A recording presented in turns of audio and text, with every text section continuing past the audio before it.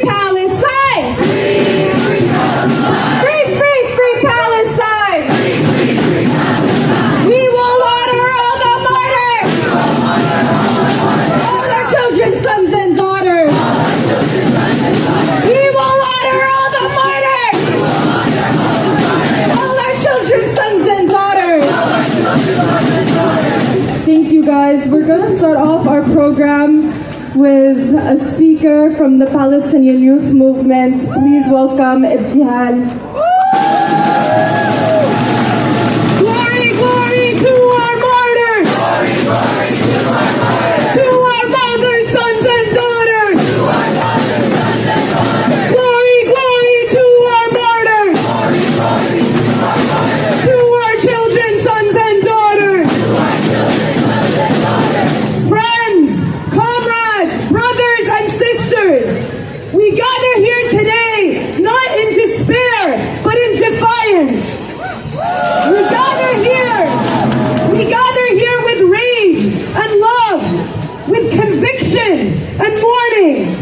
And above all, we gather here today as witnesses to the unbreakable spirit and courage of the people of Gaza, who have fought against 2 years of genocide.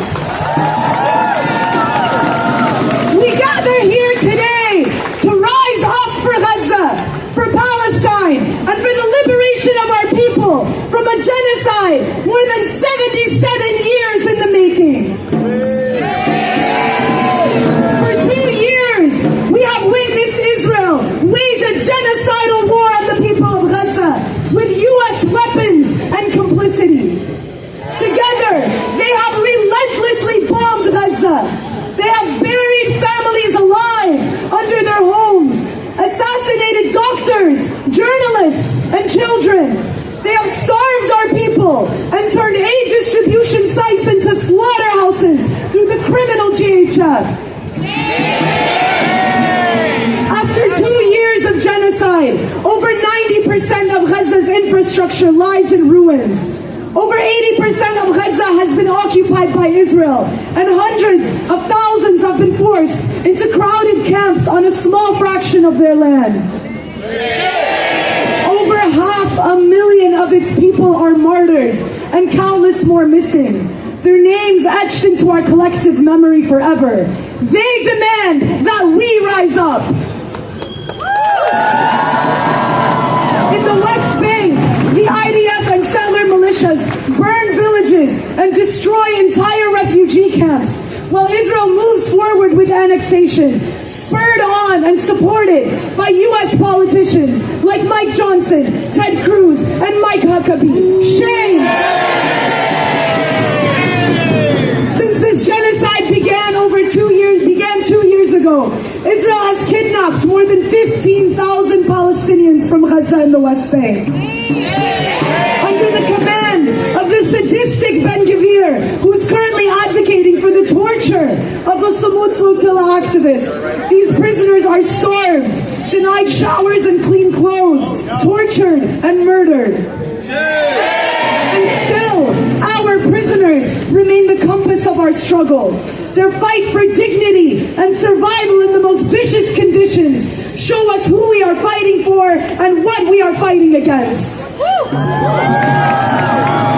Comrades, the pressure of this genocide on all aspects of life in Gaza has been immense. But Palestine has not surrendered. Palestine has not surrendered. Gaza has not fallen. From the ashes, our people rise again and again and again.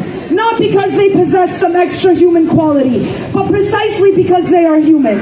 Because resisting genocide is human. Because resisting displacement, ethnic cleansing, and a racist supremacist ideology is human.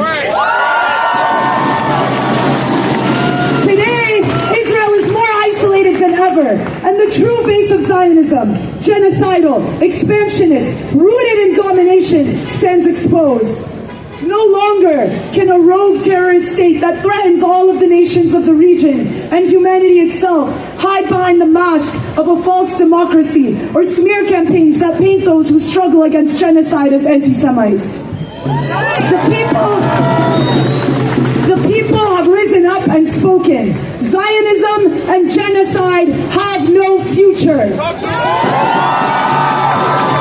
Israel's 2-year-long assault on Palestine, Lebanon, Syria, Iran, and Yemen has driven millions into action in all of the world's capital cities.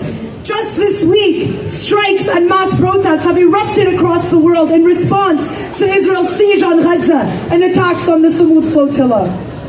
From Italy to right here in New York and New Jersey, dock workers, students, and people of conscience have blocked weapons shipments, shut down ports, and demanded a two-way arms embargo.